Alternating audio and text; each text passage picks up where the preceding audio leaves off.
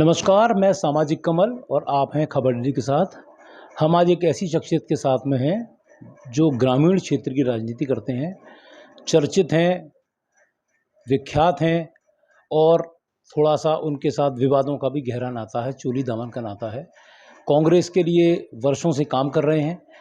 आज चुनाव का यह समय है और इसके चुनाव के समय में भी कांग्रेस के लिए लगातार प्रयासरत हैं ग्वालियर ग्रामीण विधानसभा क्षेत्र के कांग्रेस नेता साहब सिंह गुर्जर। साहब जी, आपका द खबर डेली पर स्वागत है। नमस्कार।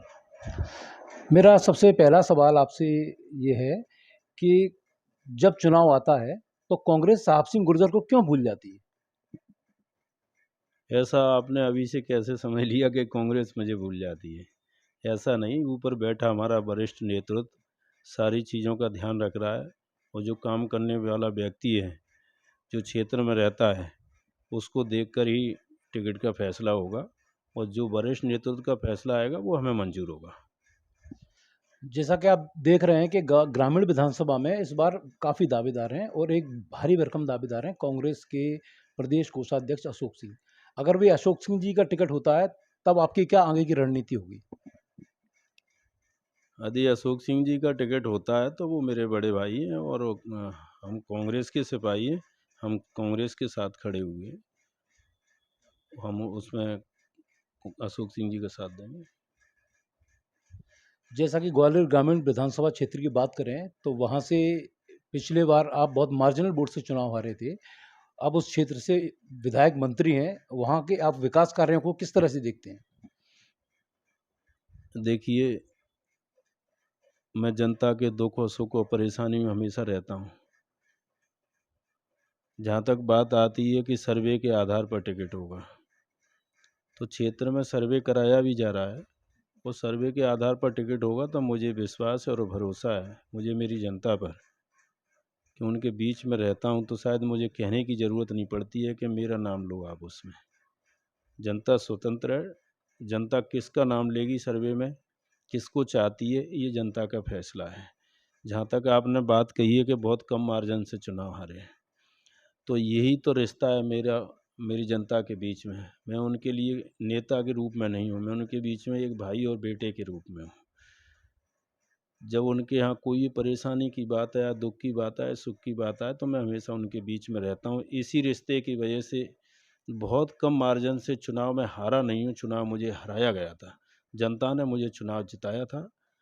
मैं जनता का हमेशा ऋणी रहूँगा और ग्वालियर ग्रामीण विधानसभा की जनता मुझसे बहुत लगाव और स्नेह प्रेम करती है।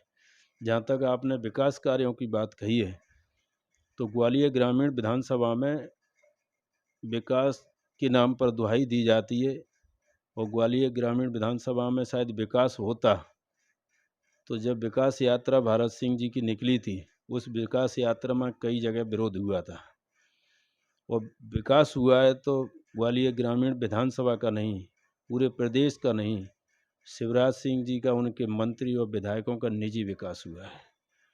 हम विकास के मुद्दे को लेकर क्षेत्र में जाएंगे, जो कार्य अधूरे पड़े हुए हैं, जो नहीं हुए, उनको पूरा कराएंगे।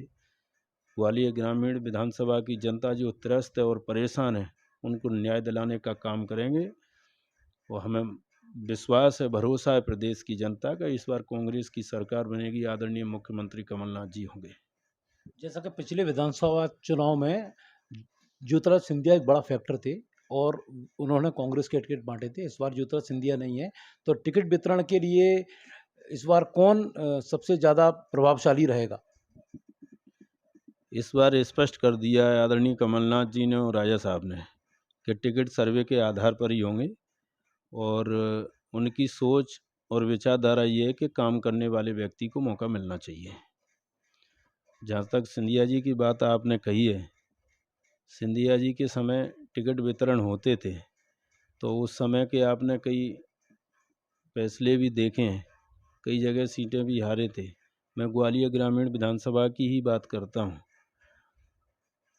मदन कुशवाहा जी को टिकट दिलवाया सिंधिया जी ने, मुझे टिकट नहीं मिला, उसके बाद भी विधानसभा क्षेत्र की जनता ने मुझे आशीर्वाद दिया, उसकी वजह से कांग्रेस की सीट हारी। तो अब सिंधिया जी की बात को छोड़ते हुए अब हमें सभी कांग्रेस के कार्यकर्ताओं को आदरणीय कमलनाथ जी पर विश्वास है और भरोसा है कि सही निर्णय होगा। जैसा कि कमलनाथ जी ने अपना वचन पत्र जारी किया है, देखने में आता है कि पिछले चुनाव में बेरोजगारी भत्ता और किसान कर्जा माफी ये मुख्य 2 बिंदु थे, पर इस बार बेरोजगारी भत्ते को आपके वचन पत्र से, कांग्रेस के वचन पत्र से हटा दिया गया है। इस पर आप कुछ कहना चाहेंगे?